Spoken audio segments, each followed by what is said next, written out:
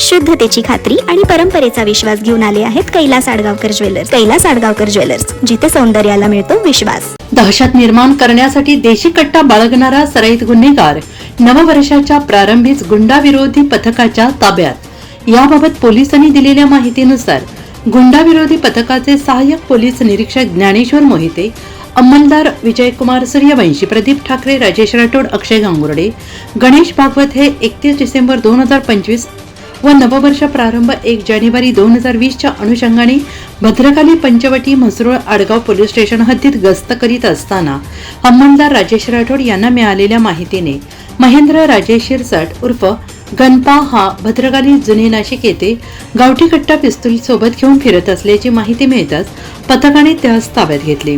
त्याच्या ताब्यातून एक देशी कट्टा पिस्तूल आणि एक जिवंत काडतूस असा एकूण 41,000 रुपये किमतीचा मुद्देमाल जप्त करण्यात आला आणि त्याच्या विरोधात भद्रकाली पोलीस ठाण्यात गुन्हा दाखल करण्यात आलेला आहे.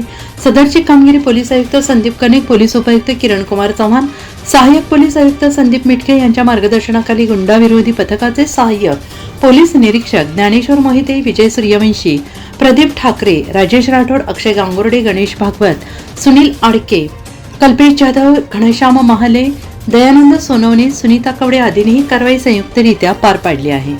NCN न्यूजसाठी रोहन दानी, नाशिक.